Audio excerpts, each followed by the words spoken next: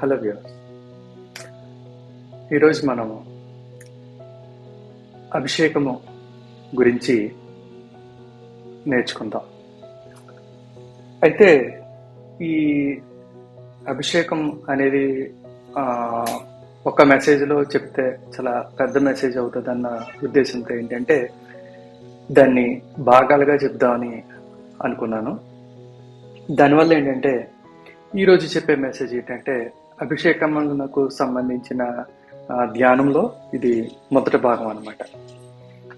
ఈ మొదటి భాగంలో మనం ఏంటంటే అసలు అభిషేకం అంటే ఏంటి, అభిషేకము మనలో ఎలా పనిచేస్తుంది, మనము అభిషేకానికి ఏ రకంగా తోడ్పడి పని చేయగలుగుతాము అన్న విషయాలు మనం పరిశీలన చేద్దాం. అయితే ఇందులో మొట్టమొదటిగా అసలు అభిషేకము అంటే ఏంటి అంటే మనందరికీ తెలుసు ఏంటంటే పరిశుద్ధాత్మని పొందుకుంటే అభిషేకం అని, లేకపోతే ప్రవచనం చెప్పగలిగితే అభిషేకం అని, లేదు అంటే స్వస్థతలు చేయగలిగితే అభిషేకం అని, అద్భుతాలు చేసే అభిషేకం అని, ఇలాగా మనము రకరకాల అభిషేకాల గురించి చెప్పుకుంటూ ఉంటాం. అయితే అది నిజమే, కానీ అసలు అభిషేకం అంటే ఏంటి, దాన్ని ఏ రకంగా మనం నిర్వచించగలం, అభిషేకాన్ని ఏ రకంగా మనం చెప్పగలమని చెప్పేసి ఆలోచన చేసినట్లయితే అభిషేకము అన్న దాని గురించి మనం ఎలా చెప్పవచ్చునంటే సామర్థ్యం, ఏదన్నా సరే ఒకటి చేసే సామర్థ్యం. అంటే ఈ సామర్థ్యంలో లోకానుసారమైన సామర్థ్యం ఉంటుంది, మరి ఆత్మానుసారమైన పరలోకానుసారమైన సామర్థ్యం కూడా ఉంటుంది. మన శక్తితో కొద్దిపాటి మన శక్తితో చేస్తే అది అభిషేకం అనవసరం లేదు, కానీ మరి ప్రభు దగ్గర నుంచి పొందుకున్న శక్తితో మరి మనం కానీ ఏదైనా చేయగలిగామంటే, లేకపోతే ప్రభు దగ్గర నుంచి పొందుకున్న సామర్థ్యంతో మనం ఏమైనా చేయగలిగామంటే అది అభిషేకము. అయితే ఈ అభిషేకము కేవలం మరి ప్రవచించడానికో, స్వస్థత పరచడానికో, లేకపోతే అద్భుతాలు చేయడానికో మాత్రమే కాదు, కానీ మరి అనేక రకాల అభిషేకాలు ఉంటాయి. అపోస్తల విషయంలో చూసినామంటే మనము మరి వారు ఆత్మాభిషేకాన్ని మొట్టమొదటిసారి మరి పెంతెకొస్తు దినాన్ని పొందుకున్నప్పుడు వారు ఏంటంటే ధైర్యంగా మాట్లాడగలిగారని ఉంటుంది, వాక్యం బోధించారని ఉంటుంది. అలాగే వారు వాక్యం బోధించినప్పుడు మరి అనేక మంది మారు మనసు పొందినట్టుగా ఉంటుంది. అంటే మరి ప్రభు వాక్యం మాట్లాడటం కూడా ఒక అభిషేకమే. క్రీస్తుని గురించిన సువార్తను మరి బోధించటం కూడా అభిషేకమే. కాబట్టి ఆ అభిషేకం కలిగినప్పుడు వాళ్ళు ధైర్యం కలిగి మాట్లాడారని ఉంటుంది. అంటే ఆ అభిషేకము వారికి ఏంటంటే వాక్చాతుర్యము ఇచ్చింది, మాట్లాడే ధైర్యాన్ని ఇచ్చింది, మాట్లాడడానికి బలపరిచింది. కాబట్టి వారు ధైర్యంగా మాట్లాడగలిగారు. బలహీనులు, బెదిరిపోయేవారు ధైర్యంగా మాట్లాడలేరు. అంటే వారికి ఒక రకమైన బలానికి సమకూర్చింది వారు పొందుకున్న అభిషేకం. కాబట్టి అభిషేకాన్ని మనము ఏ రకంగా చూడొచ్చు అంటే సామర్థ్యము కింద, బలము కింద, మన చేత ఏదన్నా ఒకటి చేయించడానికి గొప్పగా మనల్ని తయారు చేసే దాని కింద మనము అభిషేకమును అర్థం చేసుకోవచ్చు. అయితే ఈ అభిషేకము మనకి ప్రతి పనికి ఉపయోగపడుతుంది. అంటే ప్రభు చిత్తానుసారముగా చేసే ప్రతి పనికి నిమిత్తము కూడా అభిషేకము ఉపయోగపడుతుంది. అయితే మనం అనుకుంటాం అంటే ఒక ఉద్యోగం చేయడానికి అయితే అభిషేకం ఉండకపోవచ్చు, లేకపోతే ఒక వ్యాపారం చేయడానికి అభిషేకం ఉండకపోవచ్చు, లేకపోతే అభిషేకం అంటే కేవలం సేవకు సంబంధించిందే, కేవలం ప్రవచనమునకో, స్వస్థతకో, లేకపోతే అద్భుతాలు చేయడానికో దానికి సంబంధించిందే అభిషేకం అని చెప్పేసి మనం అనుకోవచ్చు. కానీ అభిషేకం అనేది అన్నిటికీ సంబంధించిందిగా మనం ఎలాగుంటుందో ఈరోజు మనము చూద్దాం. ఎందుకనంటే మరి అభిషేకం వచ్చినప్పుడు మరి రకరకాల పనులు చేశారు. సంసోను విషయమై మనం చూసామంటే మరి సంసోను మరి అనేక మందితో పోరాడినట్లుగా ఉంటుంది. అభిషేకం తన మీద వచ్చినప్పుడు బలమైన పనులు, సింహాన్ని ఒక మేకపిల్లని చీల్చివేసినట్లుగా ఉంటుంది. అనేక మంది కలిసినా కూడా మరి అతన్ని బంధించలేనంత గొప్ప బలం కలిగిన వాడుగా ఉంటాడు సంసోను. అలాగే మరి మోషే చూసినట్లయితే మరి మోషేకి కలిగిన అభిషేకమును బట్టి దేవుడితో ముఖాముఖిగా మాట్లాడినట్టు ఉంటుంది. మరి మోషే మరి ధర్మశాస్త్రానికి రాయడానికి ఉపయోగపడింది తన అభిషేకము. అలాగే దావీదుని మరి అభిషేకము రాజుని చేసింది, అన్ని చోట్ల జయమునిచ్చింది, గొప్పగా ప్రభువుని ఆరాధించడానికి సామర్థ్యమునిచ్చింది. ఇది మరి జీవితంలో, ఇంతమంది జీవితంలో ఎన్ని రకాలుగా పనిచేసింది ఈ అభిషేకం. అయితే మరి కేవలం మరి ఈ విషయంలోనేనా అనే ఆలోచన చేసినట్లయితే మనము మన ఆలోచన తీరు ఎలాగుంటుందంటే ఉద్యోగము, వ్యాపారము, లేకపోతే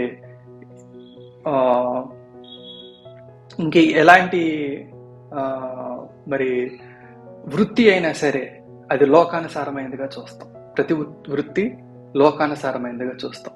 కేవలము సేవ మాత్రమే మరి దేవుడు పిలుచుకున్నదిగా, లేకపోతే పరిశుద్ధమైనదిగా చూస్తాం. కాబట్టి మనం ఎలాగ ఆలోచన చేస్తామంటే మరి అభిషేకము మరి పరిశుద్ధమైనది కాబట్టి మరి ప్రభువు తన సేవ చేసే వారికి మాత్రమే అభిషేకం ఇస్తాడు, తన సేవలో వాడుకోవడానికి అభిషేకం ఇస్తాడు అని మనము అనుకుంటాం. కానీ జరిగేది ఏంటంటే అసలు పరిశుద్ధమైనదంటే ఏంటి, అపరిశుద్ధమైనదంటే ఏంటి అని మనము ఆలోచన చేసినట్లయితే ప్రభు చేసినప్పుడు అన్ని పరిశుద్ధంగానే చేశాడు. ప్రభు ప్రతిదాన్ని కూడా పరిశుద్ధంగానే సృష్టించాడు. ప్రభు చిత్తానుసారంగా, ప్రభు నిమిత్తము, లేకపోతే ప్రభుకి ఇష్టమైన రీతిగా ఏది చేసినా కూడా అది పరిశుద్ధమైనది. అలాగే మరి ప్రభుకు వ్యతిరేకంగా, ప్రభు నీతిని అనుసరించకుండా, ప్రభు పట్ల భయభక్తులు కలిగి లేకుండా, ప్రభుకు ప్రార్థన చేసుకోకుండా ఏది చేసినా కూడా అది అపరిశుద్ధమైనది. కాబట్టి ఏంటంటే మనము ఏది పరిశుద్ధమైనది, ఏది పరిశుద్ధము కానిది అన్నది అది సేవకు పని చేసేదా, సేవకి సంబంధించినది కాదా అని ఆలోచించడానికి లేదు. అందుకనే పౌలు ఏం చెప్తారంటే ఏది చేసినా సరే ప్రభు నిమిత్తం చేసినట్లుగా చేయండి అని చెప్పేసి అంటారు. అంటే ప్రతిదీ కూడా మంచి పని. మనం ప్రభు ఎడల భయభక్తులు కలిగి ప్రభుకు ప్రార్థన చేసే ఏ పని అన్నా సరే మరి మంచి పని అవుతుంది, లేకపోతే పరిశుద్ధమైన పని అవుతుంది. మరి ప్రతి పని విషయం నిమిత్తమును కూడా ప్రభువు తన అభిషేకమును దయచేస్తారు. కాకపోతే ఈ అభిషేకంలో మహిమ వేరేగా ఉండొచ్చు, ఒకటి అధిక మహిమగా ఉండొచ్చు. మరి ప్రభు పని చేసినప్పుడు మరి ప్రభువు మరి అత్యధికమైన మహిమతో కదిలే అవకాశం ఉంటది. మరి ఆ ప్రభు మరి అత్యధికమైన మహిమని కనుపరిచినప్పుడు మరి గొప్ప అద్భుతాలు, సూచక క్రియలు, గొప్ప ప్రవచనాలు వచ్చే అవకాశం ఉంటది. మరి సాధారణమైన పని చేసినప్పుడు అంత మహిమ మరి లేకపోయి ఉండవచ్చు. కానీ మరి అంత మాత్రాన అది అభిషేకము కాదని చెప్పుకోలేము. సాధారణమైన పనుల్లో కూడా గొప్ప అభిషేకం రావచ్చు. మరి ప్రభు పేతురుని వలవేయమన్నప్పుడు మరి గొప్ప అద్భుతం చూశారు. అక్కడ అభిషేకం పనిచేసింది. అది స్వస్థత కాదు, ప్రవచనం కాదు, కానీ అక్కడ అభిషేకం పనిచేసింది. అలాగే మరి నిర్గమకాండము 31:2-3 వచనాలు చూసినట్లయితే, చూడుము నేను యోధా గోత్రములో హూరు మనుమడును ఊరు కుమారుడునైన బెసలేలు అను పేరు గల వారిని పిలిచి తిని విచిత్రమైన పనులను కల్పించుటకును, బంగారుతోను వెండితోను ఎత్తడితోను పనిచేయుటకును, పొదుగుటకై రత్నములను సానబెట్టుటకు, కర్రను కోసి చెక్కుటకును, సమస్త విధములైన పనులను చేయుటకును, జ్ఞాన విద్య వివేకములను సమస్తమైన పనులను నేర్పు వానికి కలుగునట్లు వానిని దేవుని ఆత్మపూర్ణునిగా చేసి ఉన్నాను. మరియు నేను దాను గోత్రములో అహీసామాకు కుమారుడైన అహోలీయాబును అతనికి తోడు చేసి తిని, నేను నీకు ఆజ్ఞాపించినవన్నీ చేయనట్లు జ్ఞాన హృదయులందరి హృదయములలో జ్ఞానమును ఉంచి ఉన్నాను. అయితే ఈ అభిషేకం ఎక్కడ పనిచేస్తుంది? కేవలం సేవలోనే పనిచేస్తుందా అని ఆలోచించినట్లయితే మరి వీళ్ళు పిలిచి తిని అన్నాడు దేవుడు. అంటే వారు మందిరం యొక్క పని మొదలెట్టిన తర్వాత అభిషేకించబడలేదు. వారు అంతకు ముందే ఆత్మపూర్ణులుగా ఉన్నారు. వారు అంతకు ముందే గొప్ప నేర్పుగల పని గల వారు అయి ఉన్నారు. అంతే తప్పించి వారు మందిరం యొక్క పని మొదలెట్టిన తర్వాత అప్పుడు వారి మీదకి ఉన్నట్టుండిగా ఒకేసారి అభిషేకం వచ్చేసి ఆ పని గొప్పగా చేసినట్లుగా లేదు. అలాగే మరి సంసోను మరి ఫిలిష్తీయులతో పోరాడే ముందు సింహంతో పోరాడాడు. అలాగే దావీదు మరి గొలియాతుతో పోరాడే ముందు మరి ఎలుగుబంటితోనూ అలాగే సింహముతోనూ పోరాడినట్లుగా మనం చూస్తాం. కాబట్టి అభిషేకం ఉంటే కేవలము ఒక్కసారి మాత్రమే పనిచేయలేదు. అలాగే మీరు యోసేపు విషయంలో చూసినట్లయితే మరి యోసేపు మరి ఫరో ముందు ప్రవచించిన ఫరోకి మరి జ్ఞానము కలిగిన సూచన చేసినందుకు మరి ఫరో జీవితంలో విడుదల కలగడం, అలాగే మరి ఇజ్రాయేలు వంశీయులందరినీ మరి ఆహారం లేని సమయంలో రక్షించడం జరిగింది. కానీ ఆ ఒక్క సమయంలోనే అభిషేకం పనిచేయలేదు. అతని జీవితకాలం అంతా కూడా అభిషేకం పనిచేస్తూనే ఉంది. కాబట్టి ఏంటంటే అది అభిషేకం యొక్క మహిమ మారుతా ఉండొచ్చు, అభిషేకము పనిచేసే సమయము పరిస్థితి మారుతా ఉండొచ్చు, కానీ అంత మాత్రాన పనిని బట్టి అభిషేకం మారుతుంది. లేకపోతే గొలియాతుని కొట్టినప్పుడు ఒక అభిషేకం ఉంటుంది, మరి సింహంతోనూ లేకపోతే ఎలుగుబంటితోనూ మాట్లాడినప్పుడు వేరే అభిషేకం ఉంటుందని మనం చెప్పలేం. అలాగే వీరికి కూడా మందిరం పనిచేసినప్పుడు ఒక అభిషేకం ఉంటుంది, అంతకు ముందు వేరే అభిషేకం ఉంటుందని మనం చెప్పలేం. ఇంకా అధిక శ్రద్ధతోనూ అధిక ఆసక్తితోనూ పనిచేసి ఉండొచ్చు, ఇంకా ప్రార్థనాపూర్వకంగా చేసి ఉండొచ్చు. కానీ వారికైతే అభిషేకము అన్నది ముందు నుంచి కూడా కలిగి ఉన్నట్టుగా మనం చూడవచ్చు. అలాగే ఫిలిప్పీలకు రాసిన పత్రిక 2వ అధ్యాయం 13వ వచనంలో చూసినట్లయితే, ఎందుకనగా మీరు ఇచ్చయించుటకును కార్యసిద్ధి కలుగు చేయుటకును తన దయా సంకల్పము నెరవేరుటకై మీలో కార్యసిద్ధి కలుగు చేయవాడు దేవుడే. అంటే ఒక కార్యాన్ని జరిగించేవాడు దేవుడే.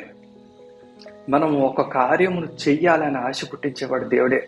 అలాగే ఆ కార్యము జరిగేలాగా నెరవేరుటకు మీలో కార్యసిద్ధి కలుగు చేయవాడు దేవుడే. కాబట్టి మరి దీన్ని అభిషేకంగా మనం ఎందుకు చూడకూడదు? ఇక్కడ మీరు ప్రభు సహాయం ఎలా చేస్తారో చూస్తున్నాం. తన దయా సంకల్పము నెరవేరుటకై, అంటే ఆయన దయ తలచి మనకి ఒక పని ఇచ్చి, ఇదంతా అది కేవలం సేవే అనుకోవడానికి లేదు. ఆయన దయ తలచి మనకి కొన్ని పనుల్లో నేర్పునిస్తాడు. అన్యులలోనూ కూడా గొప్ప నేర్పు కలిగిన వారు ఉండవచ్చు, కానీ మరి అది అభిషేకం అని చెప్పలేము మనం. అలాగే ప్రభువు మరి ఆయన బిడ్డలకి మరి ప్రత్యేకమైన నేర్పును అనుగ్రహిస్తాడు, పిలుస్తాడు. బెజలేలను పిలిచినట్లుగా, అహోలియాబుని పిలిచినట్లుగా పిలుస్తాడు. అలాగే మరి ఫిలిప్పీలో రాసిన పత్రికలో చూసినట్లుగా మరి ఆశ కలుగ చేస్తాడు, కార్యసిద్ధి కలుగ చేస్తాడు. ఇదంతా కూడా మరి ప్రభు యొక్క మహిమ, ప్రభు యొక్క అభిషేకం మన ద్వారా పనిచేయడమే. కాబట్టి అభిషేకమును మనం ఇంకా నిర్వచనంలో ఉన్నాం. కాబట్టి అభిషేకం అంటే ఏంటి అని కానీ ఆలోచించినట్లయితే, అభిషేకం అంటే కార్యసిద్ధి, సామర్థ్యం, బలం, శక్తి అని కూడా చెప్పుకోవచ్చు. మరి మనం ప్రభుని ప్రార్థన చేస్తాం, ప్రభు మాకు ఇది, ప్రభు మాకు అది అని ప్రార్థన చేస్తాం. మనం ప్రభు మీద ఎలాంటి నియమాలు పెట్టాం అంటే ప్రభువు ఆరోగ్యాన్ని అయితే ఇవ్వగలడు, లేకపోతే శత్రువుల నుంచే రక్షించగలడు, లేకపోతే మనకి ఆర్థిక పరిస్థితినే బాగు చేయగలడు అని ఒక్కదానికి గురించే ప్రార్థన చేయము. మనం అనేక విషయాల గురించి ప్రార్థన చేస్తాం. బిడ్డల గురించి ప్రార్థన చేస్తాం, కుటుంబం అభివృద్ధి గురించి ప్రార్థన చేస్తాం, ఉద్యోగం గురించి ప్రార్థన చేస్తాం, ప్రయాణం గురించి ప్రార్థన చేస్తాం, అనారోగ్యం గురించి ప్రార్థన చేస్తాం, లేకపోతే ఇతరుల గురించి ప్రార్థన చేస్తాం, రక్షణ గురించి ప్రార్థన చేస్తాం, రకరకాల వాటి గురించి ప్రార్థన చేస్తాం. అన్ని ప్రార్థనలు ప్రభువుకే చేస్తాం. ఎందుకనంటే మనకి తెలియకపోయిన పరిశుద్ధాత్మ దేవుడు మనకి ఇచ్చిన గ్రహింపు ఏంటంటే, అవన్నీ చేయడానికి ప్రభువు సామర్థ్యం కలిగిన వాడు, శక్తి కలిగిన వాడు, బలవంతుడు, సర్వశక్తిమంతుడు అని మనం నమ్మేలా చేస్తారు పరిశుద్ధాత్మ దేవుడు, మనలో ఉన్న పరిశుద్ధాత్మ దేవుడు. కాబట్టి మనం ప్రభువుని అన్ని అడుగుతాం, ఇదొకటి అదొకటి, లేకపోతే ఇది చేస్తారు, లేకపోతే ఇది సులువుగా అయిపోద్ది, అదైతే కష్టంగా అవుతుంది, అలా పెట్టుకోమా. ఖచ్చితంగా ప్రభువుని అన్ని అడుగుతాం, ఏమీ అనుమానించకుండా. కాబట్టి ఏంటంటే, ఎందుకనంటే ప్రభుకి అన్నీ చేయగల సామర్థ్యం ఉందని చెప్తాం. దీని విషయమై మనము మరి యోహాను 3వ అధ్యాయము 33-34 వచనాల్లో చూసినట్లయితే ఆయన సాక్ష్యము అంగీకరించిన వాడు దేవుడు సత్యవంతుడును మాటకు ముద్ర వేసి ఉన్నాడు. అంటే ఇక్కడ యోహాను మరి ప్రభు గురించి చెప్తున్న విషయాలు అనమాట. అంటే ప్రభువు అంటే తండ్రి అయిన దేవుడు మరి ప్రభువుని ముద్రించి ఉన్నాడు, అంటే అంగీకరించి ఉన్నాడు. ఆయన ఏమి బోధిస్తున్నాడో దాన్ని తండ్రి అంగీకరించి ముద్ర వేశాడని చెప్తున్నాడు. ఎలా అనగా దేవుడు తాను పంపిన వానికి కొలత లేకుండా ఆత్మను అనుగ్రహించును గనుక ఆయన దేవుని మాటలే పలుకును. ఎలాగ ముద్ర వేశాడంటే ఆయనకి కొలత లేకుండా ఆత్మనిచ్చాడంట. దీన్ని చెప్పుకోవాలంటే కొలత లేకుండా ఆత్మ ఇవ్వడం అంటే ఏంటి అంటే కొలత లేకుండా సామర్థ్యాన్ని ఇచ్చాడు, కొలత లేకుండా శక్తినిచ్చాడు, కొలత లేకుండా బలాన్ని ఇచ్చాడు. అనేక మందిని బలపరచడానికి, అనేక మందిని లేవనెత్తడానికి, కృంగి ఉన్న వారిని లేవనెత్తడానికి, బలహీనులను బలపరచడానికి. కాబట్టి ఏంటంటే ఆయనకి అపరిమితమైన శక్తి, కొలత లేకుండా ఆత్మను మనం ఏ రకంగా చెప్పుకోవచ్చు అంటే ఇలాగా అపరిమితమైన శక్తి, అపరిమితమైన సామర్థ్యం, అపరిమితమైన బలముగా చెప్పుకోవచ్చు.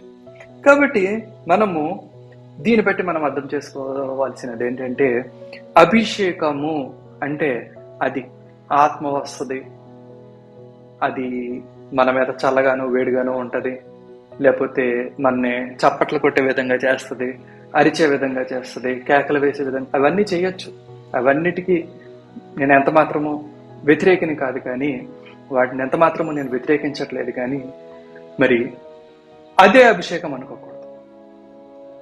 లేకపోతే మనకు తెలియకుండా భాషలు వచ్చేస్తాయి, లేకపోతే మనకు తెలియకుండా ప్రవచనాలు వచ్చేస్తాయి. అదే అభిషేకం అనుకోకూడదు. అభిషేకము అంటే ఏంటంటే శక్తి, సామర్థ్యం. ఆ సామర్థ్యము భాషలు మాట్లాడే సామర్థ్యం అయి ఉండొచ్చు, ఆ సామర్థ్యము మరి చప్పట్లు కొట్టే సామర్థ్యం అయి ఉండొచ్చు, మరి ఆ బలము ప్రవచించే బలమై ఉండొచ్చు, గొప్పగా పాడే బలమై ఉండొచ్చు, సామర్థ్యమై ఉండొచ్చు.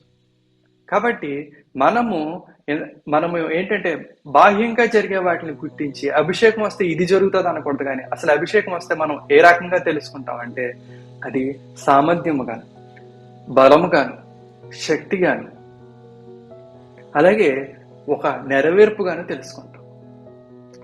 మనకి మరి ఫిలిప్పీలు రాసిన పత్రికలో వాడబడిన మాట ఏంటంటే కార్యసిద్ధి. అంటే ఒకటి నెరవేరిందంటే, ఒక పని జరిగినదంటే అది కూడా అభిషేకమే. దాని వెనక ప్రభు ఉన్నాడు, ప్రభు నడిపింపు ఉంది, ప్రభు సామర్థ్యం పనిచేసింది, ప్రభు శక్తి అక్కడ పనిచేసింది. కాబట్టి అది అభిషేకము. కాబట్టి ఏంటంటే అభిషేకం అంటే ఏంటంటే శక్తి, సామర్థ్యము, బలముగా మనము చెప్పుకోవచ్చు. అది ఇంతకుముందు లేనిది, తర్వాత ఏంటంటే ప్రభు అనుగ్రహించేది. అయితే ఇది ఇప్పుడు మనలో ఎలా పనిచేస్తుంది అన్నది మనం పరిశీలన చేస్తాం.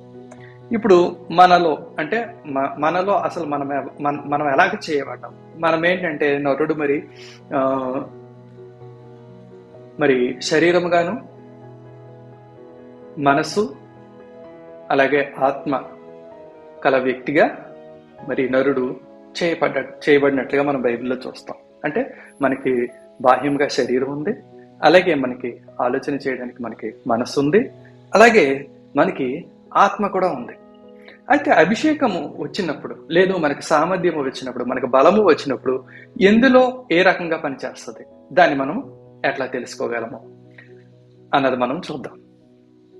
అయితే అసలు మరి శరీరములో అభిషేకం అంటే ఏంటి? శరీరములో అభిషేకం అంటే మరి గొప్ప బలమై ఉండొచ్చు, సంసోనులాగా, దావీదులాగా పోరాడే బలమై ఉండొచ్చు. నా చేతివేళ్లకు పోరాటం నేర్పించేవాడు ఆయనే అంటాడు దావీదు.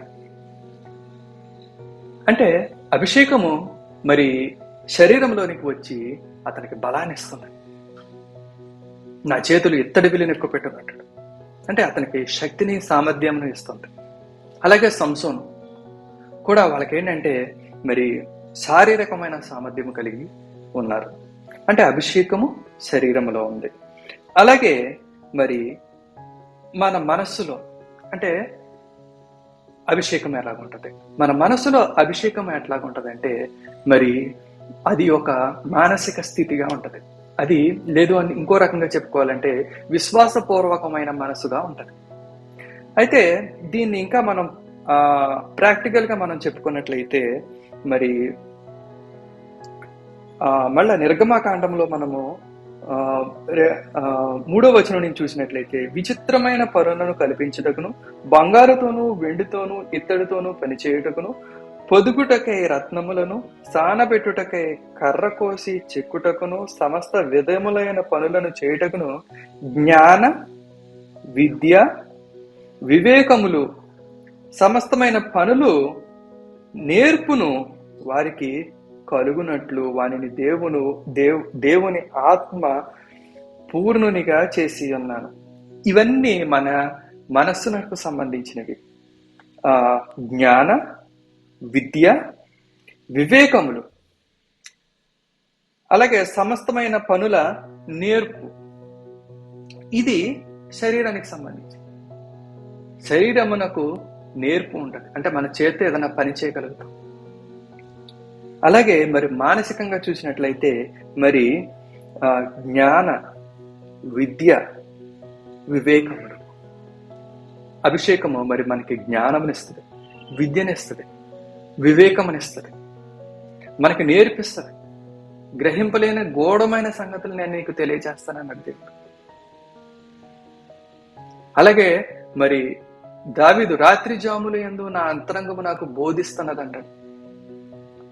అంటే మరి అభిషేకం మనకి బోధిస్తుంది, మర్మాలను బయలుపరుస్తుంది, జ్ఞానం ఇస్తుంది, వివేకం ఇస్తుంది. మన మనసులో అయితే మన మనసు ఎలాగ ఉండాలంటే మరి ఆత్మానుసారమైన మనసుగా ఉండాలి. శరీరానుసారమైన మనసు శరీర విషయముల గురించి ఆలోచిస్తుంది, కానీ మరి ఆత్మానుసారమైన మనసు ఆత్మ విషయముల గురించి ఆలోచిస్తుంది అంటారు. అంటే మన మనసు ఆత్మానుసారంగా ఉన్నప్పుడు ఏంటంటే మరి విశ్వాసపూర్వకమైన మనస్సు కలిగి ఉంటాం. మనం కలిగి ఉన్నప్పుడు ఏంటంటే మరి ఇవన్నీ కూడా మరి మనలో పనిచేస్తుంటాయి. అంటే అభిషేకం మనలో పనిచేస్తూ ఉంటుంది. మరి ఆత్మానుసారంగా మనం ఆలోచించినట్లయితే మరి ఆత్మలో అభిషేకం ఉంటే అసలు ఏమవుతుందంటే, ఆత్మలో అభిషేకం ఉన్నట్లయితే ఆత్మలో ఉన్న అభిషేకం ఎట్లా పనిచేస్తుందంటే, ఆత్మలో మనకి మరి అభిషేకం అంటే మనం సామర్థ్యము, బలము అని కూడా అనుకున్నాం కదా. దాన్ని బట్టి మనం ఆలోచించినట్లయితే మనకి ఆత్మలో బలము కలిగిన వరంగా ఉంటాం. ఆత్మలో బలము కలిగిన వరం అంటే మనము గొప్ప ధైర్యము కలిగిన వరంగా ఉంటాం, దృఢమైన వారంగా ఉంటాం, తొందరగా బెదిరిపోయే వారిగా ఉంటాం, చెదిరిపోయే వారంగా ఉంటాం, స్థిరమైన వారంగా, ధైర్యమైన వారంగా ఉంటాం. అలాగే ఆత్మలో మనకి అభిషేకం మనకి ఎలాంటి మార్పులను తీసుకొస్తుందంటే మరి మనకి పరిశుద్ధత నేర్పిస్తుంది, దేవుని నీతిని నేర్పిస్తుంది, నీతిని బోధిస్తుంది మనకి. అలాగే మన మార్గాలను సరళం చేస్తుంది, మన మార్గాలను అంతకంతకు కూడా వెలుగు మార్గాలుగా చేస్తుంది. మన ఎన్నిక మరి ప్రభు చిత్తానుసారంగా ఉండే విధంగా చేస్తుంది. ఇవన్నీ కూడా ఆత్మానుసారమైనవి. అంటే మనం మంచిగా ఉండాలా, దయగలవారంగా ఉండాలా, లేదు నీతిగా ఉండాలా, మోసం చేయకూడదు. ఇవన్నీ కూడా ఏంటంటే మన విలువలను అలాగే మన మార్గాలను మరి ప్రభావితం చేస్తుంది ఆత్మలో అభిషేకం ఉంటే. అయితే ఈ అభిషేకము ఇప్పుడు అభిషేకము ఎలాగా మనలో పనిచేస్తుందని మనం పరిపూర్ణంగా ఆలోచించినట్లయితే అభిషేకము ఆత్మ సంబంధమైనది కాబట్టి ముందు మనము ఆ అభిషేకాన్ని మన ఆత్మలో పొందుకుంటాం. ఆత్మలో పొందుకున్న తర్వాత మొదట జరిగేది ఏంటంటే ముందు మన మార్గాలు మారుతాయి, మన ఆశలు మారుతాయి, మన విలువలు మారుతాయి, మనం పరిశుద్ధతను ఆశపడతాం, నీతిని ఎంచుకుంటాం, మన మార్గాలు సరళం చేయాలని చెప్పి ప్రార్థన చేస్తాం. తర్వాత మరి ఈ అభిషేకము మన ఆత్మలో పనిచేసిన తర్వాత మాత్రమే, అంటే మన విలువలు, మన మార్గాలు, మన ఎంపిక, మన గుణగణాలు, ముఖ్యమైన గుణగణాలు మారిన తర్వాత మాత్రమే మరి అభిషేకము ఆత్మలోని మన మనస్సులోనికి ప్రవేశిస్తుంది. మనస్సులో అభిషేకం ఎట్లా పనిచేస్తుంది అంటే మనకి ఇందాక మనం చెప్పుకున్నట్లుగా జ్ఞానము, విజ్ఞానము, వివేచనను, కలుగు చేస్తుంది. శరీరంలో ఎలా పనిచేస్తుంది అంటే మరి నేర్పును కలుగు చేస్తుంది. ఇప్పుడు మనం ఏంటంటే ఇప్పుడు ఆత్మలో మనం అభిషేకాన్ని పొందుకుంటాము. పొందుకున్న అభిషేకాన్ని ఏంటంటే మరి మనసులోకి రావాలా, మనసులోంచి శరీరంలోనికి రావాలా, శరీరంలో నుంచి అప్పుడు జీవితంలోకి రావాలి. జీవితంలో అభిషేకం ఎట్లా పనిచేస్తుంది అంటే మరి నేర్పుగల పనులు చేయడానికి అవకాశం చేయడానికి మనకి నేర్పును అనుగ్రహిస్తుంది. అట్లాగే మనకి అవకాశాలను ఇస్తుంది, మనకి మార్గాలు తెరుస్తుంది, మార్గాలను ఏర్పరుస్తుంది, ద్వారాలను తెరుస్తుంది. మరి అపోస్తలులకి మరి వారు బంధింపబడిన వారు విడుదల పొందడానికి అభిషేకం పనిచేసింది. జైల్లో ఉన్నవారు బయటికి రావడానికి పనిచేసింది. అలాగే రాజుల ముందు వాక్యం చెప్పడానికి పనిచేసింది. ధైర్యంగా నిలబడడానికి పనిచేసింది. ఏ బెదిరింపుకి లొంగకుండా ఉండడానికి పనిచేసింది. మన లొంగనే లేదు అభిషేకం. కాబట్టి ఏంటంటే మన జీవితంలో అభిషేకం పనిచేయడం మొదలెడుతుంది. అయితే ఇక్కడ సాధారణంగా మరి విశ్వాసులు తెలుసుకోవాల్సిన విషయం ఏంటంటే మనము అభిషేకం పొందుకున్నామా లేదా అని చెప్పి మన జీవితంలో వెతకడం మొదలెడతాం. అయితే అభిషేకం జీవితంలో చివరి పనిచేస్తుంది. అభిషేకం మన శరీరంలో చివరి పనిచేస్తుంది. ఏదన్నా ఇప్పుడు మనకి జ్వరం వచ్చింది అనుకోండి, మన శరీరాన్ని చూసి తెలుసుకుంటాం, మన మనసులోనో ఆత్మలోనో తెలుసుకోం. ఎందుకంటే మన శరీరాన్ని మనం ముట్టుకోగలం, మనం తెలుసుకోగలం, మనం గ్రహించగలం అది వేడిగా ఉన్నదా, జ్వరం వచ్చిందని తెలుసుకోగలం. ఒళ్ళు నొప్పులు ఉన్నాయా మన శరీరంలో తెలుసుకోగలం. తలనొప్పి ఉందా మన శరీరంలో తెలుసుకో. మన శరీరంలో కలిగేది ప్రతిదీ కూడా మనం సులువుగా మనం తెలుసుకోగలం. అలాగే మన మనసు బాగాలేదా, ఏదైనా అనుకోనిది జరిగిందా, ఇది మన మనసును కూడా మనం కొంతవరకు మనం తెలుసుకోగలం. అయితే మన ఆత్మలో ఉన్న అభిషేకాన్ని మనం ఎలా తెలుసుకుంటాం? దీన్ని బట్టే మరి అనేక మంది అభిషేకము కలిగి ఉన్నప్పటికీ కూడా మరి అభిషేకాన్ని నమ్మలేకపోతూ ఉంటారు. అభిషేకం పొందుకున్నప్పటికీ కూడా నమ్మలేకపోతూ ఉంటారు. ఎందుకు అందుకనే ప్రభు ఏమని చెప్తాడంటే మరి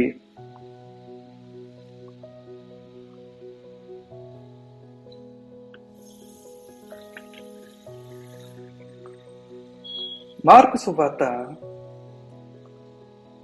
11:24 కానీ చూసినట్లయితే, అందుచేత ప్రార్థన చేయనప్పుడు మీరు అడుగుచున్న వాటినల్లా పొంది ఉన్నామని నమ్ముడి, అప్పుడు అవి మీకు కలుగునని మీతో చెప్పుచున్నాను.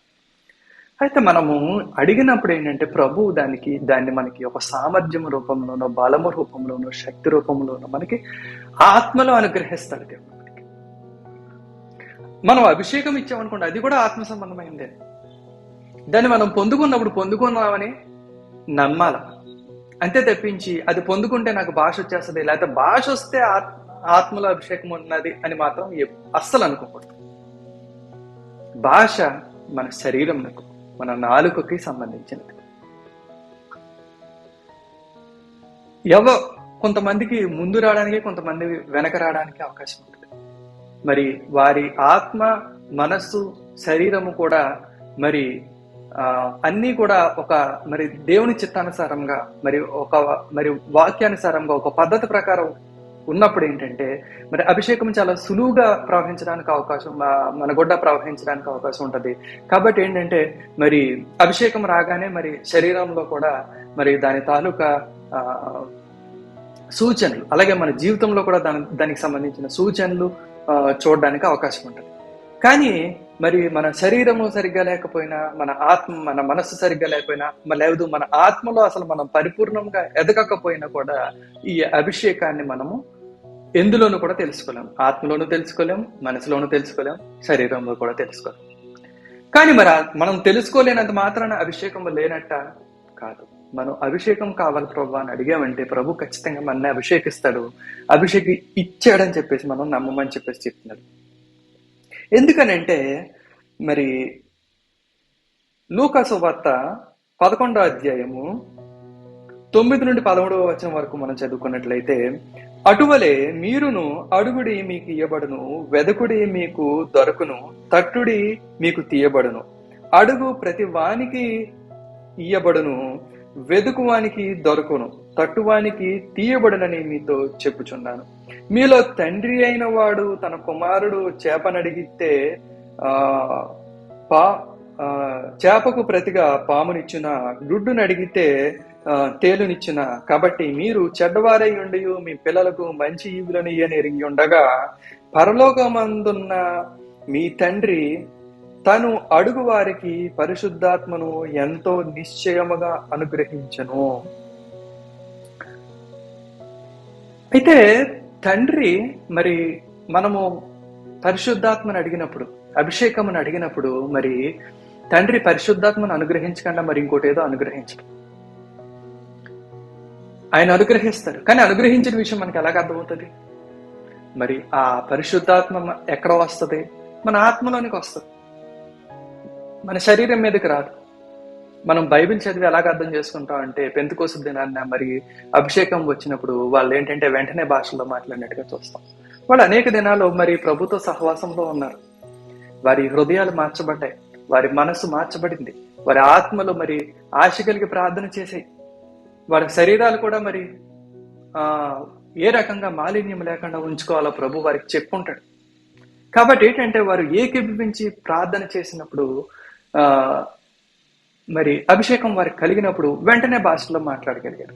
అయితే ఇక్కడ మనం చూసినట్లయితే అది అన్నిసార్లు కూడా అలా జరగాలని లేదు. ప్రభువు మన అడిగితే అడిగిన దానికన్నా ఉన్నతమైనదే ఇస్తాడు తప్పించి దానికన్నా తక్కువ దేవుడు.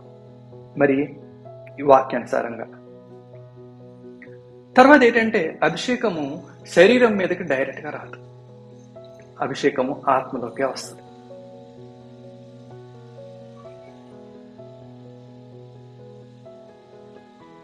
అయితే మరి ప్రభువు ఇచ్చిన దాన్ని మనం తెలుసుకోలేం. ఎందుకు తెలుసుకోలేమంటే దానికి తగినట్టుగా మనలో ఎదుగుదల లేకపోతే తెలుసుకోలేం. దానికి సరిగ్గా తగినట్టుగా ఉండాలి, అప్పుడే దాన్ని కరెక్ట్గా మనం తెలుసుకోగలుగుతాం. మన ఆత్మస్థితిని మనము పెంపొందించుకోవాలి. ప్రభు యొక్క అంటే మనం ఏ అభిషేకాన్ని అయితే మనం ప్రభుని అడిగామో ఆ అభిషేకమునకు తగిన రీతిగా మరి మన యొక్క ఆత్మస్థితిని పెంచుకోగలిగినప్పుడు మరి అప్పుడు ఆ అభిషేకాన్ని మనం కరెక్ట్గా మన ఆత్మకి సరిపడగా మనము పొందుకోగలుగుతాం. అప్పుడు మరి దానికి సంబంధించిన అప్పుడు అది మన మనస్సు ద్వారా మన శరీరంలోనికి కూడా ఆ అభిషేకము మరి ముందుకు ప్రవహించడానికి అవకాశం కలుగుతుంది.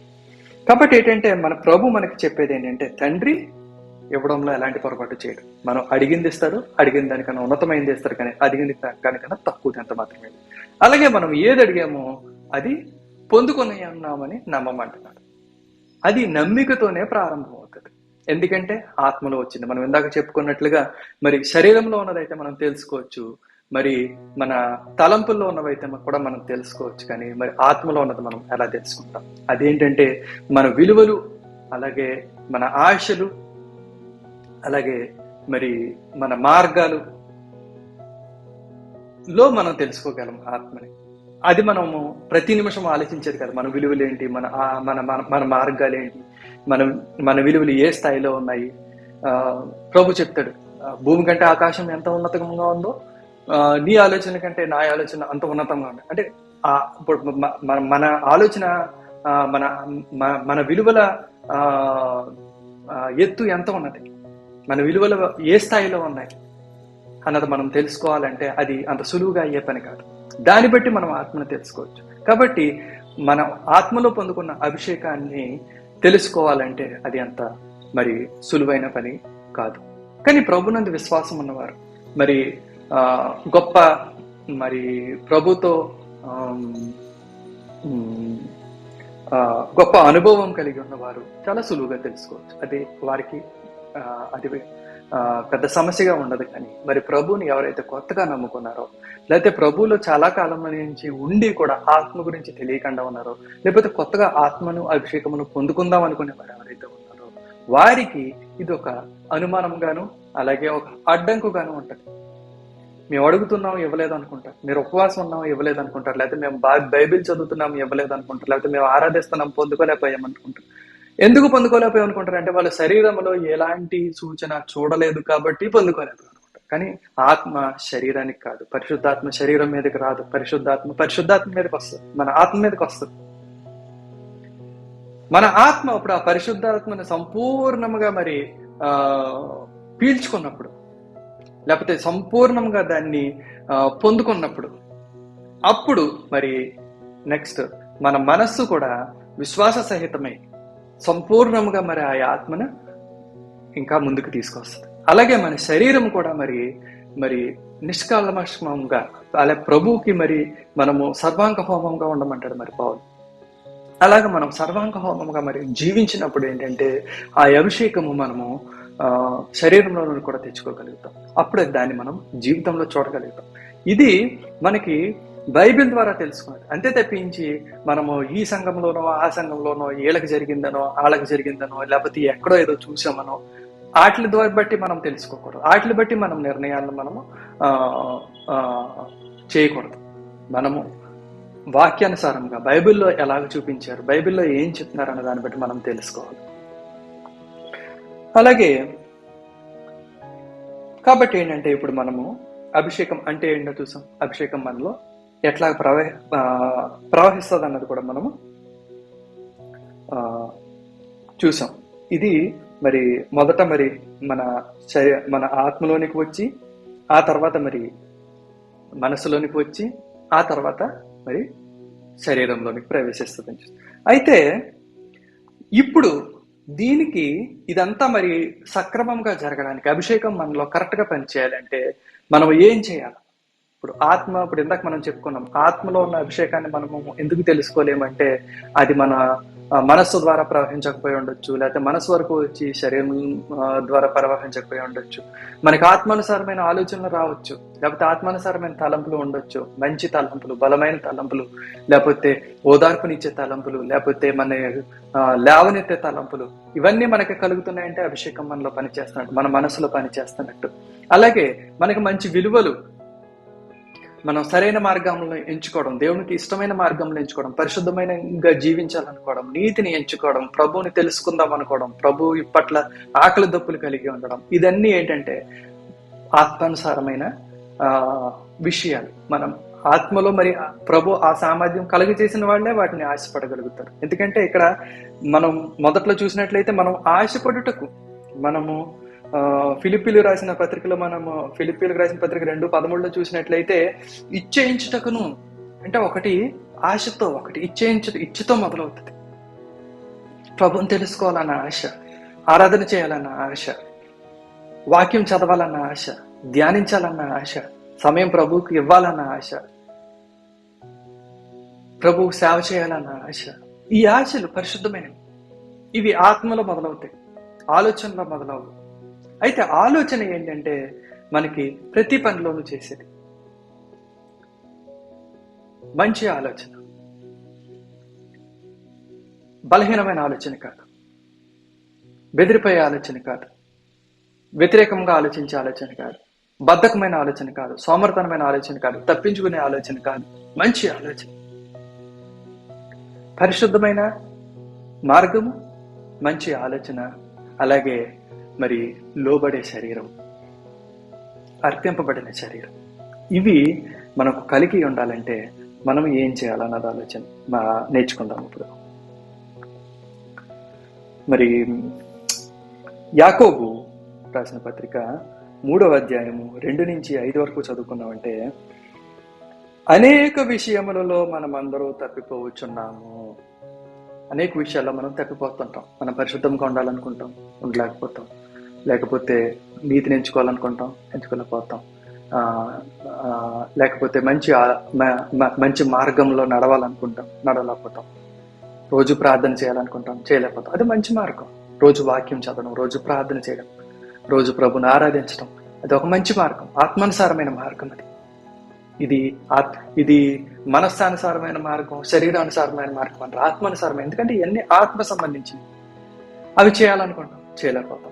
అలాగే మన మనస్సును కూడా అనవసరమైన ఆశలు పెట్టుకోకూడదు అనుకుంటాం, వ్యర్థమైన వాటిని తలంచకూడదు అనుకుంటాం, వృధాగా సమయాన్ని పోనివ్వకూడదు అనుకుంటాం. అలాగే శరీరం, మంచి శరీరం కలిగి ఉండాలి, ఆరోగ్యమైన శరీరం కలిగి ఉండాలి, ఆరోగ్యమైన ఆహారం తినాలి, బలహీనంగా ఉండకూడదు, మంచి పనులు చేయాలి, శక్తి కలిగిన కార్యాలు చేయాలి అని చెప్పేసి మనం అనుకుంటాం. కానీ ఇవేమీ జరగవు. అనేక విషయములలో మనమందరము తప్పిపోవచ్చున్నాము. ఎవడైనను మాట యందు తప్పని ఎడల అట్టివాడు లోపము లేని వాడై తన సర్వ శరీరమును స్వాధీనపరచుకున్న శక్తి గలవాడగును. ఇక్కడ యాకోబు చెప్తున్నాడు ఏంటనంటే, మరి మనము మాట యందు తప్పని ఎడల అంటే మాట విషయంలో మనము కానీ జాగ్రత్తగా ఉండినట్లయితే, మాట విషయంలో మనం జాగ్రత్తగా ఉన్నామంటే, అంటే అది ఒక టెస్ట్ కింద తీసుకోవచ్చు. మాట విషయంలో మనం జాగ్రత్తగా ఉన్నామంటే మనం ఆత్మ విషయంలోనూ, మన మనసు విషయంలోనూ, మన శరీర విషయంలోనూ కూడా, అన్ని విషయంలోనూ కూడా మనము సరిగ్గా ఉన్నవారంగా ఉంటాం. మన మాట ఎంత స్థిరంగా ఉంది, మన మాట ఎంత ఖచ్చితంగా ఉంది అన్నది మనము జాగ్రత్తగా చూసుకోవాలి. శక్తి గలవాడగును. అయితే ఈ శక్తి ఎక్కడి నుంచి వస్తుంది? ఆత్మ నుంచి వస్తుంది. ఇందాక మనం అభిషేకం అనుకున్నాం. అభిషేకం అంటే శక్తి, సామర్థ్యము అని మనము నిర్వచనంలో చెప్పుకున్నాం. అయితే అది ఎలాగొస్తుంది? మరి మన మాటను సరిగ్గా ఉందో లేదో చూసుకోవడం ద్వారా వస్తుంది. 3వ వచనంలో చూసినట్లయితే, గుర్రములు మనకు లోబడుటకై నోటికి కళ్ళెము పెట్టి వాటి శరీరం అంతయు త్రిప్పుదము కదా. గుర్రానికి కళ్ళెం పెట్టి శరీరాన్ని ఎలా తిప్పుతాము, అలాగే మన మాటను సరి చేసుకోవడం ద్వారా కూడా మరి మొత్తం మన వ్యవస్థనంతటిని, అంటే మన శారీరక, మానసిక, అలాగే మన ఆత్మీయ వ్యవస్థ, ఈ మొత్తం అంతటినీ కూడా మనము తిప్పగలం. ఎలా తిప్పగలం? అభిషేకానికి అనుకూలంగా తిప్పగలం. అభిషేకము మన ద్వారా పనిచేయడానికి అనుగుణంగా తిప్పుకోగలం. ఎలాగంటే, మరి గుర్రాన్ని ఎలాగైతే కళ్ళెము వేసి లోపరుచుకుంటామో అలాగే మన నోటికి కూడా, మన మాటకి కూడా కళ్ళెము వేయాలి. అయితే మన మాటకి మనం వేసుకోగల కళ్ళెం ఏముంది? వాక్యం.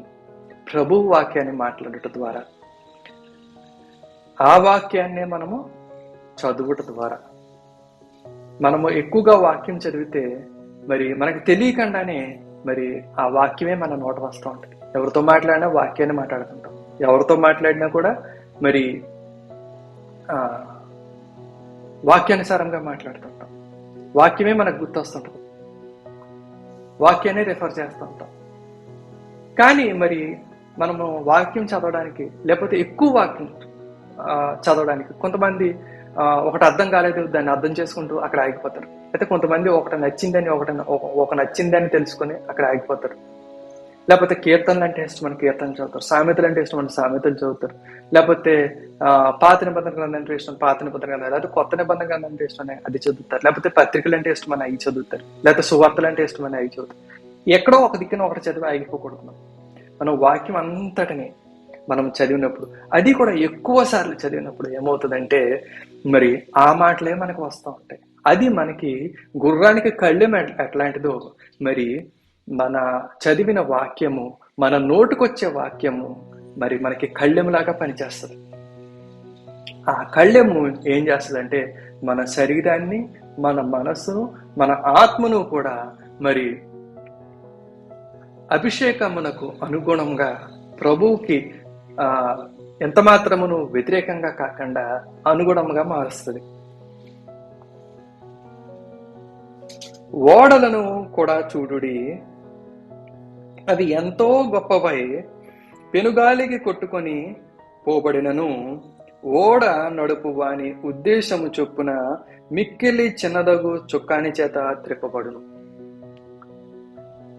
అంటే ఆత్మ సంబంధమైన దానికి నాలుగుకి ఏం సంబంధం అనుకుంటాం, లేకపోతే మన మనస్సుకి నాలుగుకి ఏం సంబంధం అనుకుంటాం, లేకపోతే ఇంత శరీరము, ఇంత ఆత్మ, ఇంత మనసు, ఇవన్నీ కూడా నాలుగుతో ఏమైపోతుంది అనుకుంటాం. కానీ మరి గొప్ప ఓడ, అది కూడా భూమి మీద ఉన్నది కాదు. భూమి మీద ఉన్నది అయితే అది ఇది పట్టుకుని ఆగొచ్చు.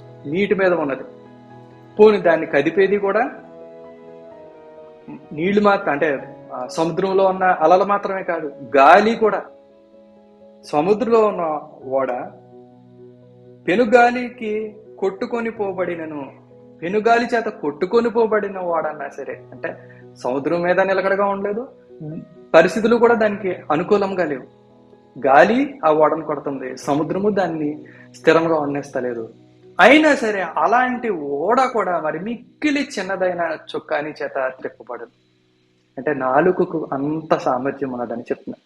కాబట్టి ఏంటంటే మరి మన ఆత్మను మరి ప్రభు యొక్క అభిషేకానికి తగినట్లుగా మనము రూపుదిద్దుకోవాలంటే, అలాగే మన మనస్సును మరి ప్రభు యొక్క అనుగ్రహించిన అభిషేకానికి తగినట్టుగా మార్చుకోవాలంటే, అలాగే మన శరీరములో ఆయన ఇచ్చిన సామర్థ్యమును చూడాలంటే, మన ద్వారా అభిషేకము మరి బయటికి ప్రవహించాలంటే, మీరు చూసినట్లయితే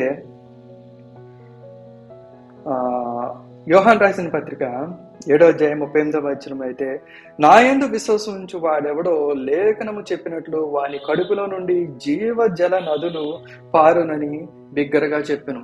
ఈ జీవజల నదులంటే ఏంటి? అభిషేకం. మన కడుపులోంచి బయటకు వచ్చే జలాలేముండవు, అభిషేకం. అంటే అభిషేకము మనలోంచి బయటకు వస్తుంది. ఎట్లా బయటకు వస్తుంది అంటే, మన ఆత్మ, మన మనస్సు, మన శరీరము ఒకే విధముగా, అంటే ప్రభువుకు అనుకూలముగా మారినప్పుడు మాత్రమే అభిషేకం మనలో నుంచి బయటికి రావడానికి అవకాశం ఉంటుంది. దీనికి మరి అత్యధికంగా సహాయపడేది, దోహదపడేది ఏంటంటే మన నాలుక. మన నాలుకకి ఏదేదో చెప్పడం కాదు, మన నోటితో ఏదేదో చెప్పడం కాదు. మన నోటికి ఏంటంటే మనం అప్పచెప్పాల్సింది ఏంటంటే దేవుడి వాక్యాన్ని అప్పచెప్పాల. దేవుడి వాక్యము మరి గుర్రానికి కళ్ళెం ఎట్లాంటిదో వాక్యం అట్లాంటిది. వాక్యము ఉన్న నాలుక ఎలాంటిది అంటే గొప్ప వాడుకున్న చుక్క అనేలాంటిది. అలా చూడాలి మనం. అంతే తప్పించి ఇవన్నీ విడివిడి వచనాల కింద మనం ధ్యానం చేసుకోకూడదు. మన నాలుకకి వాక్యము కళ్ళెము లాంటిది. కళ్ళెము ఉన్న మరి వాక్యము ఉన్న నాలుక ఎలాంటిదంటే గొప్ప వాడుకున్న చుక్క అనేలాంటిది. దానికి ఎంత నిలకడ లేకపోయినా, ఎంత గొప్పది దాన్ని తోసేసినా కూడా మరి ఆ చుక్కని ద్వారా మరి ఆ వాడని ఎలాగైతే మరి తిప్పవచ్చో, మనము కూడా మన మన అభిషేకానికి తగినట్లుగా మనల్ని మనము మలుచుకోవచ్చు. కాబట్టి ఏంటంటే మొదటగా మనము ఈ దినాన్ని చూసిందంతా ఒకసారి మనము తిరిగి జ్ఞాపకం చేసుకున్నట్లయితే, అభిషేకము అంటే సామర్థ్యము, శక్తి, బలము. ఇది ప్రభు సేవకే పనిచేస్తుంది అంటే అన్నిటికీ పనిచేస్తుంది. వడ్రంగి పని చేసే వారికి పనిచేసింది, కంసాలి పని చేసే వారికి పనిచేసింది, మరి గుడారాలను నేసే వాళ్ళకి పనిచేసింది, అలాగే సింహాన్ని చేర్చడానికి పనిచేసింది, మరి ఎలుగుబంటిని చంపడానికి పనిచేసింది, గొలియాతిని చంపడానికి పనిచేసింది, యుద్ధంలో జయం ఇవ్వడానికి పనిచేసింది, ధర్మశాస్త్రాన్ని లోకంలోనికి తీసుకురావడానికి పనిచేసింది, దేవునితో ముఖాముఖిగా మాట్లాడడానికి పనిచేసింది, గొప్ప ప్రవచనాలు చెప్పడానికి పనిచేసింది, రాబో సంగతులను తెలియచేయడానికి పనిచేసింది, అపోస్తలులో మరి భయపడకుండా బోధ చేయడానికి పనిచేసింది, జైల్లో ఉన్న వారిని విడిపించడానికి పనిచేసింది. కాబట్టి ఏంటంటే అభిషేకము దీనికి పనిచేస్తుంది, దీనికి పనిచేస్తుంది, దీనికి మాత్రమే పనిచేస్తుంది, దీనికి పనిచేయదు అన్న సంకుచితమైన ఆలోచన తీరు విడిచిపెట్టుకొని అసలు అభిషేకము ఏం చేస్తుందో చూడండి. రుచి చూసి తెలుసుకోమన్నాడు దేవుడు. తప్పులేదు కదా అభిషేకం పనిచేయండి. అభిషేకానికి మనం అప్పచెప్పుకోవడం, ప్రభువుకు మనం లోపరుచుకోవడంలో తప్పులేదు కదా. కాబట్టి ఏంటంటే ఆయన మంచి ఆశ ఇస్తాడని ఉంది. ఫిలిప్పీలు 2:13 మనం చూసినట్లయితే మనకి మంచి ఆశ కలగ చేస్తాడు.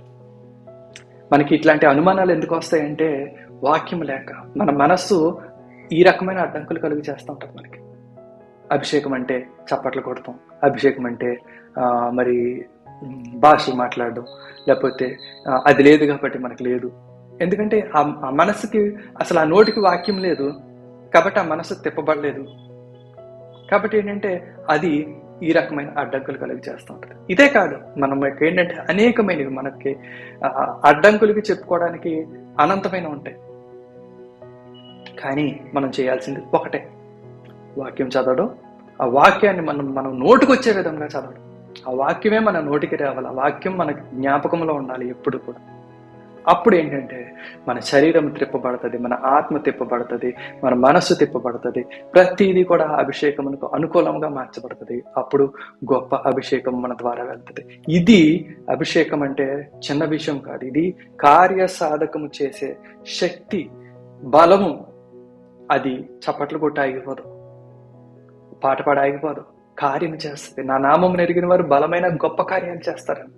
బలంగా చప్పట్లు కొట్టరు, బలంగా భాషలు మాట్లాడతారని కాదు. అది కూడా చేయొచ్చు, కానీ ఉపయోగపడే కార్యం, సంఘానికి ఉపయోగపడే కార్యం, లోకానికి ఉపయోగపడే కార్యం, ప్రభు చిత్తానుసారమైన కార్యం, పరిశుద్ధమైన కార్యం, నీతిగల కార్యములు, అనేకమైనవి బలమైన కార్యములు చేయడానికి మరి అభిషేకము ఉపయోగపడుతుంది. అందుకనే ప్రభు మన ద్వారా అవి చేయడానికే అభిషేకం ఇస్తున్నాడు. ప్రభు అభిషేకాన్ని ఇవ్వడం ప్రభు చిత్తమయ్యమది. అడిగిన ప్రతి వారికి ఇస్తానన్న దేవుడు. కాబట్టి ఏంటంటే అభిషేకమును అడగండి, పొందుకోండి. అది మీ సామర్థ్యములో గుర్తించండి.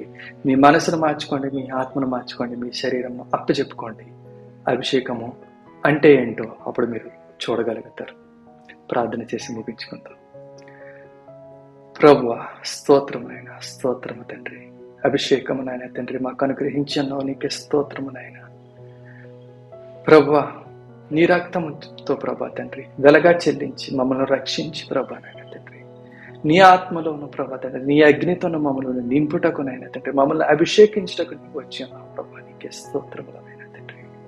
అడుగు ప్రతి వారికి ఇచ్చే దేవుడు నీవే అన్నావు ప్రభా తండ్రి. నీకే స్తోత్రము నాయన తండ్రి. ప్రభా, ఈ దినమునైనా తండ్రి మరి వాక్యం వినిచున్న బిడ్డలకి ప్రభా తండ్రి నీ ఆత్మను అనుగ్రహించండి ప్రభా తండ్రి. వారిని ముట్టండి ప్రభా, తాకండి ప్రభా నాయన తండ్రి. వారిలో ఉన్న ప్రతి అనుమానమును తీసివేయండి ప్రభా తండ్రి. తండ్రి వాక్యము చదివే ఆసక్తినివ్వండి ప్రభా, శ్రద్ధనివ్వండి నాయన తండ్రి. వాక్యమును వారికి విషదపరచండి ప్రభా, మర్మాలను తెలియచేయండి ప్రభా నాయన తండ్రి. వారి నోటికి వచ్చే విధం, నోటికి తిరిగి జ్ఞాపకము వచ్చే విధముగా నాయన తండ్రి వాక్యమును గొప్పగా చదవగలుగుటకు తండ్రి, అధికముగా చదవగలుగుటకు, ఆసక్తి కలిగి అత్యాసక్తి కలిగి చదవగలుగుటకు నాయన తండ్రి నీ కృపను మెండుగా అనుగ్రహించి ప్రభా నాయన తండ్రి. దాని ద్వారా నాయన తండ్రి నీ అభిషేకము రుచి చూపించి ప్రభా తండ్రి